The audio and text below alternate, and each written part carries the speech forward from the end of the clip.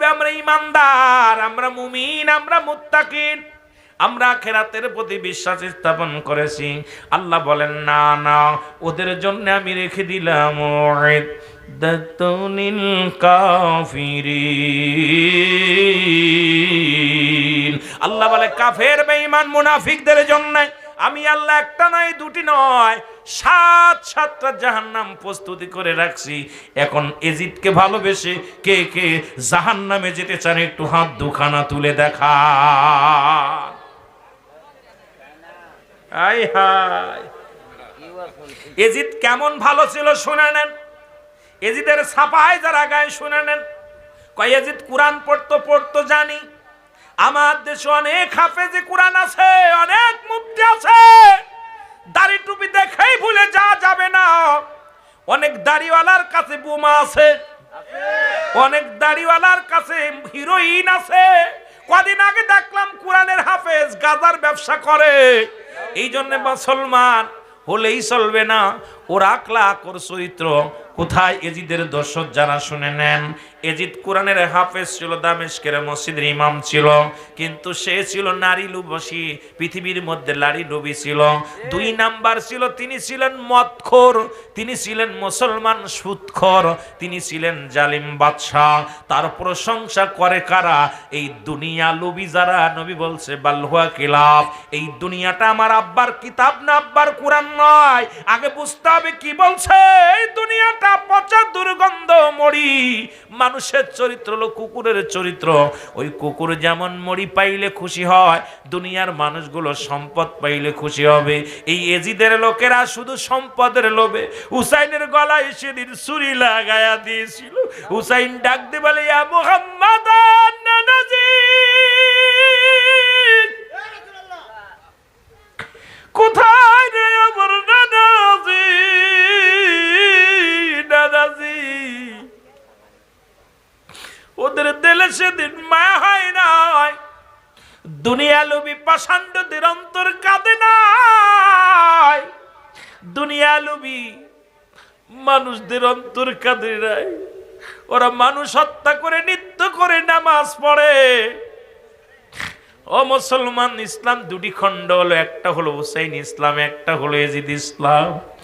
ওই ইসলামটা আমরা গ্রহণ করতে চাই যে ইসলামের মধ্যে আছে চোখের পানি, আত্মশুদ্ধি, যে ইসলামের মধ্যে আছে মানবতা, যে ইসলামের মধ্যে আছে নিজে না খেয়ে অন্যরে খাওয়ানো, যে ইসলামের মধ্যে আছে ভালোবাসা, যে ইসলামের মধ্যে আছে প্রেম, যে ইসলামের মধ্যে আছে নারী সতীত্ব বাড়া দিয়া, যে ইসলামের মধ্যে আছে মুসলমান নিজে দুঃখে থেকে অন্যরে সুখে রাখা, যে ইসলামের মধ্যে আছে হুসাইনি প্রেম, যে ইসলামের মধ্যে আছে নবীজির প্রেম, যে ইসলামের মধ্যে আছে নবীর আহলে বায়াতের প্রেম। এই ইসলামটাকে বুকে ধারণ করতে চাই কি চাই না? জোরে জোরে চিল্লা বলেন, চাই কি চাই না? কারবালায় যাইতে পারলাম না রে আমি, আরো জোরে বলেন, কারবালায় যাইতে পারলাম না রে আমি।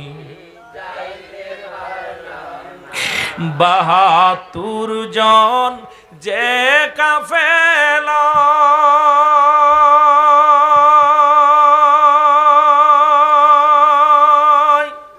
শিশু আজগার সঙ্গেতে যায়। 72 জন যে কাফেলা শিশু আজগার সঙ্গেতে যায়, ওই কাফেলায় কবুল করো আল্লাহ, ওই কাফেলায় কবুল করো, পুরাও মনের বাসনা। কারবালায় যাইতে পারলাম না রে আমি, যাইতে পারলাম না কারবালায়, যাইতে পারলাম না রে আমি, যাইতে পারলাম না। দাদু ভাই, এই হুসাইনের প্রেমে যার চোখ দিয়া মাছের চোখে একটু পানি গড়ায় পড়বে, আমার নবীজি তার হাত ধরে জান্নাতে নিবে। জোরে বলেন সুবহান। আমি আস্তে আস্তে যাব বলছি, আলোচনা অনেক লম্বা আলোচনা, 2-4 রাত, 2-4 কত 10 ঘন্টা আপনাদেরকে নিয়ে বললে কিছু আইডিয়া দিতে পারবো। তা আমি তো মাঝখানে চলে গেছি যাতে বোঝানোর জন্য। যদি আমি মূল আলোচনা করতে গেলে 2-4 ঘন্টা আমাকে সময় দিতে হবে, কিন্তু আমি তো আপনাদেরকে নিয়ে এই সময়ও দিতে পারবো না। একটু মহব্বতে বলেন, কাফেলায় যাইতে পারলাম না রে আমি, বিনয় করি শ্যামর তোরে, মারিস না তুই আর আমারে, বিনয় করি শ্যামর তোরে, মারিস না তুই আর আমার, কান্নার আওয়াজ শুনি আমি, কান্নার আওয়াজ কান্দে রে জয়নাল রে আমার, কান্দে রে জয়নাল, কারবালায় যাইতে পারলাম না রে আমি, মহব্বতে বলেন, কারবালায় যাইতে পারলাম না রে আমি, নিশুটুর তরে বিনয় করি, সালাস না ওই বিষের সুরি, আল্লাহ নিষ্ঠুর তোরে বিনয় করি, সালাস না ওই বিষের সুরি, ডাকিতেছে মোর নানা জান, ডাকিতেছে মোর নানা জান, শুনতে দেওয়া মায়রে ও নিষ্ঠুর, শুনতে দেওয়া মায়, কারবালায় যাইতে পারলাম না রে আমি, কারবালায় যাইতে পারলাম না রে আমি, কোথায় আছেন গো মায়ার নবী, হুসাইনের প্রেমিক আমি, কোথায় আছেন গো মায়ার নবী, হুসাইনের প্রেমিক আমি, দাও দেখা দাও দয়াল নবী, বলো দাও দেখা দাও,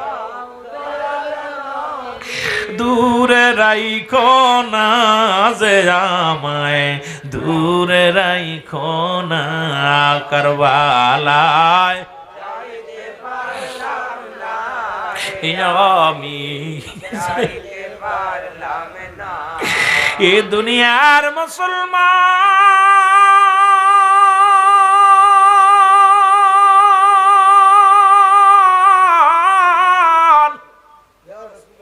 হুসাইন রাদিয়াল্লাহু তাআলা শিশু আসগরকে বুকের ভিতর নিয়ে যখন ফুরাত নদীর কিনারায় পানির মধ্যে হাতটা লাগায়া দিছে,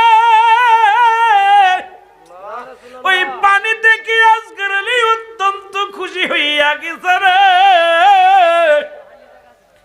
পানি পিছায়, পানির পিপাসায় কাতর সন্তান পানি দেখা ও মুসলমান আত্মার মধ্যে শান্তি লেগে গেছে। হুসাইন পানিতে হাত দিয়া কইল, বেটা পানি ল, প্রাণ ভরে খেল, প্রাণ ভরে খেল, তোর থেকে দুষ্ট হয়ে যেতেছে না রে, তেরে চালা দিছে আসগর আলীর বুকের মধ্যে, আসগর বাবার বুকের মধ্যে থেকে ডাকতে বলে, বাবাজি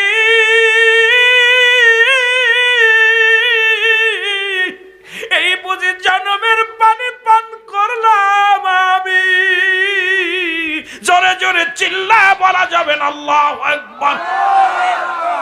আসগর আলী একটা চিৎকার দিয়ে বাবার মুখের দিকে তাকায়, হুসাইন তাকায় দেখে সন্তানের চোখ দুটি বড় বড় হয়ে গেছে। মুসলমান শুনে নাও, হুসাইন বুকের মধ্যে টান দিয়ে কাজ করে, আমি বুঝি জনমের পানি তোরে পান করাইলাম, জীবনের মতো শেষ পানি পান করাইলাম রে, আর কোনদিন আজগার তুই আমার আব্বু বলে ডাকবি না। আমি বাবা ভাইয়ের সন্তানের লাশ কেমনে বহন করি রে। শিশু আজগারের বুকের ভিতর থেকে যখন তীরখানা টান দিছে রে, আজগার আলী জিহ্বাটা বাইর হয়ে গেছে, কলিজাটা বাইর হয়ে গেছে, এই দুনিয়া থেকে ধরাধামা থেকে চিরবিদায় হয়ে গেছে। চিল্লায় বলা যাবে না আল্লাহু আকবার, জোরে জোরে চিল্লায় বলা যাবে না আল্লাহু আকবার। হুসাইন ডাক দে বলে, আমার মালিক,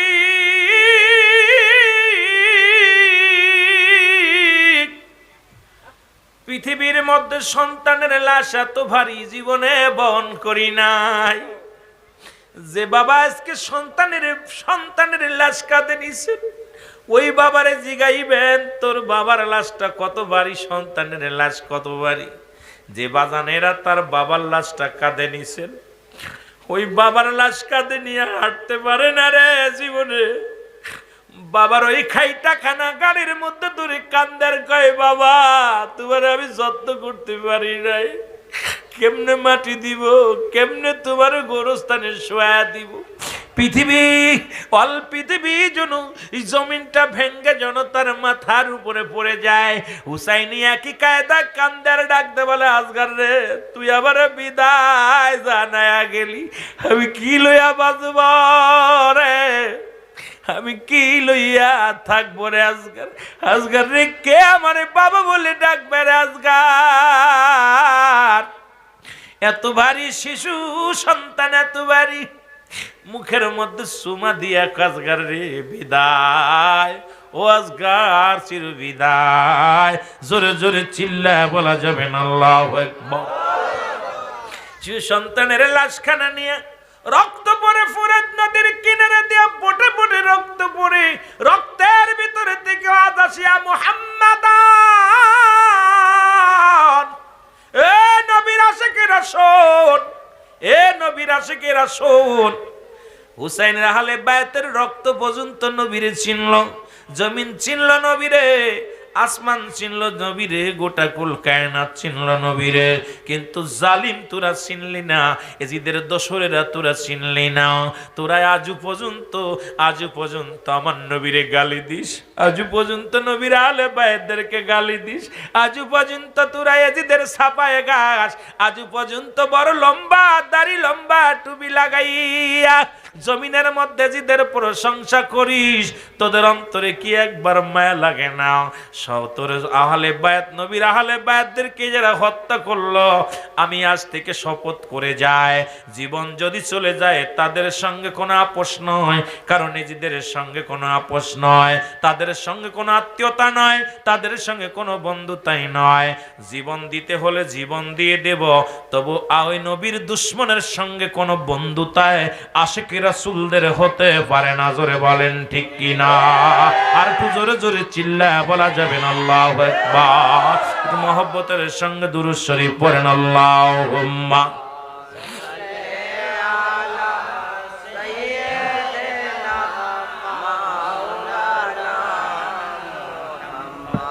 ওয়া আলা আলি সাইয়্যিদিনা। আরে ওই বুঝি রে কারবালার মাতম জারি শোনা যায়। আরে ওই বুঝি রে কারবালার মাতম জারি শোনা যায়। কান্দের সকিনা বিবি,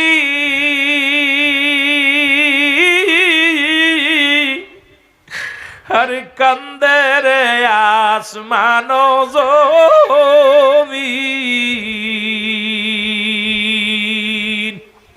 নিষ্ঠুর তুরা দয়া নাই, একটু তোদের হয় ওই বুঝিরে কারবালারি মাতম জানি শোনা যায়, ওই বুঝিরে হুসাইনের কান্না আশিক শুনতে পায়, আশিক শুনতে পায়, মাশুক শুনতে পায়। আমার ভাইরা, আমার বন্ধুরা, হুসাইন ডাকতে বলে সারা বানুরা,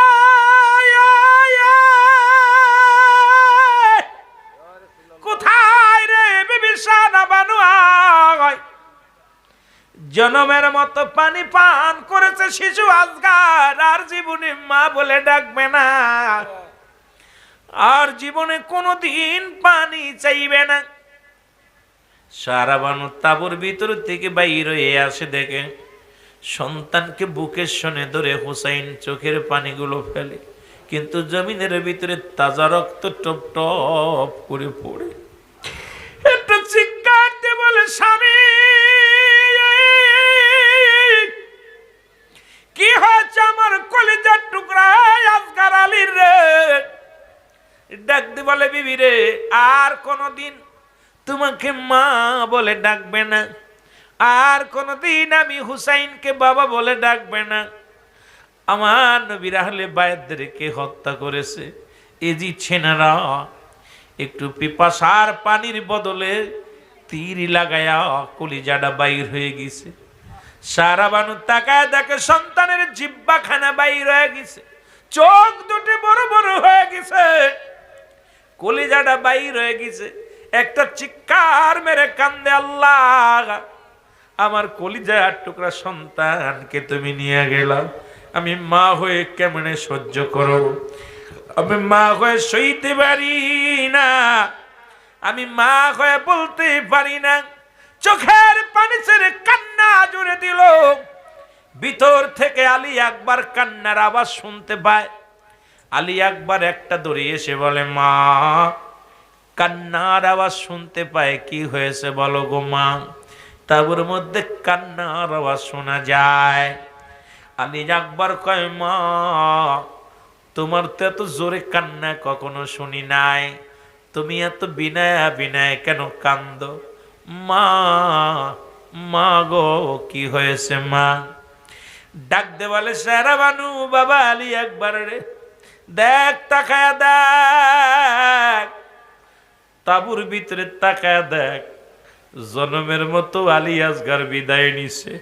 আর কোনদিন তোরে ভাই বলে ডাকবে না, আর কোনদিন আমাকে মা বলে ডাকবে না, আর কোনদিন বাবা বলে ডাকবে না।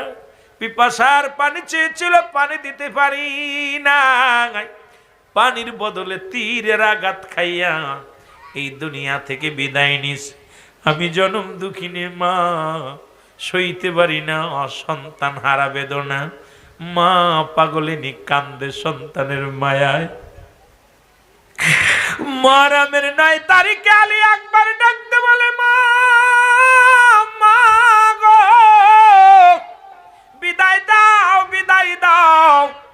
আমি যাব আমার ভাইকে যারা হত্যা করেছে, আমার ভাইকে যারা বিদায় করে দিছে, আমি তাদের প্রতিশোধ নিব।